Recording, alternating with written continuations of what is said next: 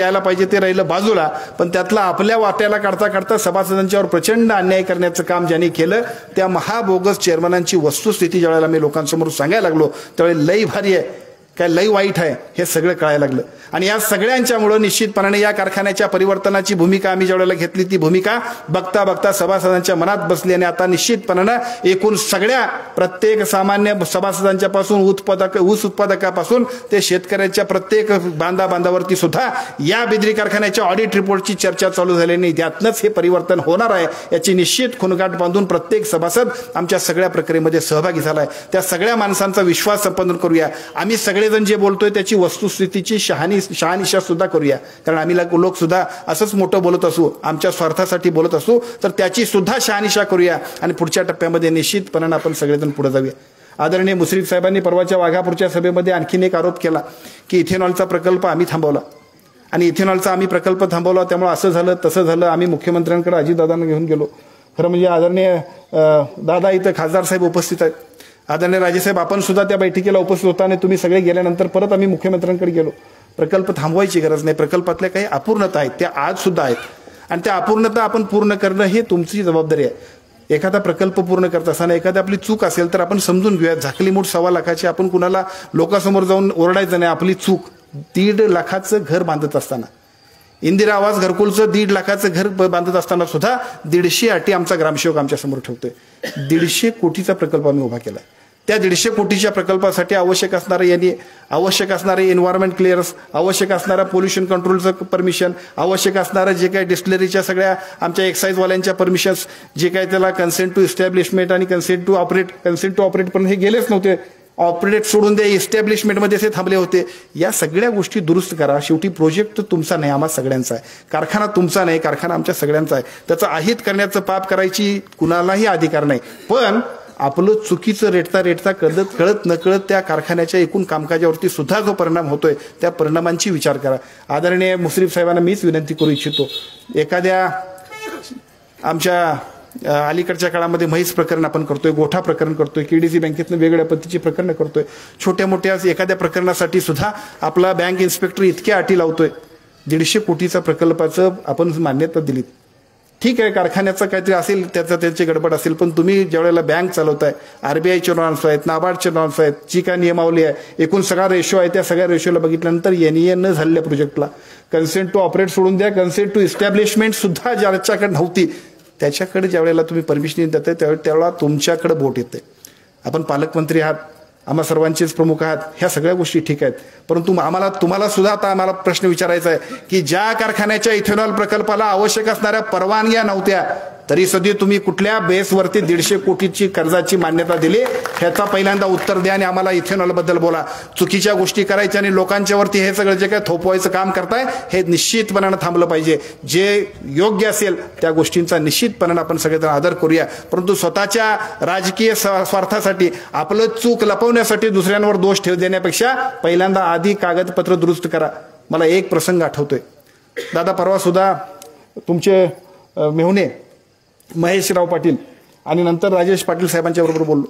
कधी कधी असं होत असते की आपल्या सगळ्यांच्या अतिउत्साहाने एखाद्या प्रकल्पाला सुद्धा अडचणी येऊ शकतात आणि म्हणून राजकारण बाजूला आणि आमच्या सगळ्यांची समाजभान एका बाजूला निश्चितपणानं अशा सगळ्या प्रकल्पांमध्ये एकमेकाचे दोष ठेवण्यापेक्षा जे काही कागदपत्र असतील, ज्या काही गोष्टी असतील त्या पूर्तता करून घ्यायची जबाबदारी तुमची आहे, कारण तुमच्यावर ती आम्ही ज्या पद्धतीने या चेअरमन पदाची जबाबदारी दिली ती पूर्ण करणं गरजेचं आहे.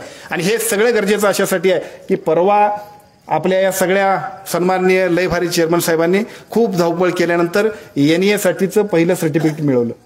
आता ही एनईए साठीचं पहिलं सर्टिफिकेट मिळाल्यानंतर अजून ऍक्च्युअली बांधकाम परवान्यासाठीचं जे काही घ्यायला पाहिजे ते घ्यायला नाही. तुम्ही आमच्यावरती आरोप करू नका. तुमची जबाबदारी आहे. 150 कोटीचा प्रकल्प ज्या वेळेला उभा करताय त्यावेळेला आवश्यक त्या परवानग्या घेऊन आमच्या सगळ्यांच्यासाठी आमच्या सगळ्यांची जबाबदारी तुमच्यावर असल्यानंतर आवश्यक त्या सगळ्या कामकाजाची पूर्तता करा आणि मगच तुम्ही आमच्या या सगळ्या प्रश्नांची उत्तरं देण्यासाठी समोर या अशा पद्धतीची विनंती करतो. अतिशय चांगल्या पद्धतीनं या कारखान्याच्या निवडणुकीमध्ये ज्या पद्धतीनं परिवर्तन करण्यासाठी सभासद अतिशय ताकदीनं शक्तीनं आमच्या सगळ्यांच्या सोबत येत आहेत त्यावेळेला चिठ्ठीवरची पोरं सुद्धा आमच्या सगळ्यांच्यावर बोलतायत.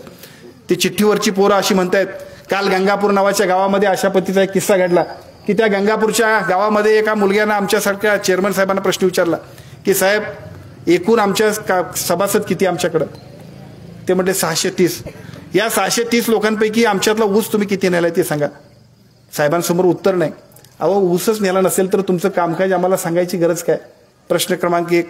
आणि प्रश्न क्रमांक 2 त्याचा होता की चिठ्ठीवरची मुलं आहेत, इतकी वर्ष काम करतात, कोण 10 वर्ष काम करतोय, कोण 15 वर्ष करतोय, कोण 20 वर्ष कोण करतोय, कोण 22 वर्ष करतोय, यांच्याबद्दल तुम्ही काय करणार सांगा. ते म्हटले कालची तुम्ही भाषणात आम्ही ऐकलं नाही, 90 दिवसात सत्ता आल्यानंतर मी परमनंट करणार आहे, नोकर भरती करणार आहे. ते म्हटलं की 22 वर्षाचं त्यानं उठवलं एकाला, हे म्हटलं 22 वर्ष झालाय, हा 17 वर्ष झालाय, हा 15 वर्षाचा आहे, हा 8 वर्षाचा आहे.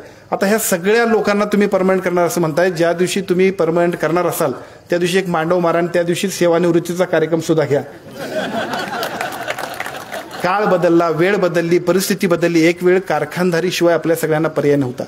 या कारखानदारीच्या जीवावरती तुमचं आणि आमचं अर्थकारण फुललेलं होतं. पण आता परिस्थिती बदलली, झोनबंदी सुद्धा उठली. त्यामुळे आता कुठल्या कारखान्याला कोणी ऊस घालावा या सगळ्या गोष्टींबद्दलचे सगळे निर्बंध उठले. त्यामुळे आता ह्या सगळ्या परिस्थितीमध्ये लोकांना फसवण्यापेक्षा, तरुण पिढीला फसवण्यापेक्षा वस्तुस्थिती सांगा, माझ्याकडे होत नाही, तू कुठंतरी जा बाळा म्हणून सांगितलं असतं तर त्याचं आयुष्य फुललं असतं. पण त्याला तुझं बघतो हे म्हणायची जी काय पद्धत आहे. राष्ट्रवादी युवक काँग्रेसचा तालुका अध्यक्ष मी होतो आणि माझ्याबरोबर एक सहकारी होता, पळशिवण्याचा कदम नावाचा गोट्या कदम मला भेटला की अध्यक्ष म्हटलं, मला तेवढा अध्यक्ष म्हणायचे, मी राष्ट्रवादी युवकचा अध्यक्ष होतो. गोट्या म्हटलं अध्यक्ष आता बाकीचं काय नको, तुम्ही एक काम करा म्हटलं, चेअरमन साहेबांना सांगा, KP साहेबांना. आणि आता 22 वर्ष झाली मला, आता माझं वय संपलं, आता माझं पोरगं मोठं झालं, त्याला तरी नोकरी लावा म्हणा. ह्या पद्धतीने या परिसरातल्या सगळ्या तरुण पिढीची फसवणूक करणाऱ्या चेअरमनना सुद्धा उद्याच्या निवडणुकीमध्ये निश्चितपणानं धडा शिकवण्यासाठी परिवर्तनामध्ये आपण सगळ्यांनी सहभागी व्हावं अशा पद्धतीची विनंती करतो. अत्यंत चांगल्या पद्धतीने एका बाजूला राधानगरी तालुक्यातलं वातावरण, त्याच्याहीपेक्षा भुदरगड तालुक्यातलं वातावरण आणि कागलमध्ये आदरणीय संजय दादांनी आणि राजेसाहेबांनी ज्या पद्धतीने मनावर घेतले ते बघितल्यानंतर, या तालुक्यातल्या प्रत्येक स्वाभिमानी सभासदांना आम्हा सगळ्यांना दिलेली साथ बघितल्यानंतर परिवर्तन अटळ आहे. त्या सगळ्यामध्ये आपला सगळ्यांचा वाटा सिंहाचा असावा अशा पद्धतीचं काम करूया आणि कबशीला ताकद शक्ती देऊन अगदी बिनधास्तपणानं त्या दिवशी प्रत्येक माणसानं, प्रत्येक सभासदानं कबशीवरती शिक्का मारण्यासाठी आपण सगळेजण कामाला लागूया आणि आपलं पॅनेल यशस्वी करूया अशा पद्धतीची विनंती करतो आणि माझं भाषण थांबवतो. जय हिंद, जय महाराष्ट्र.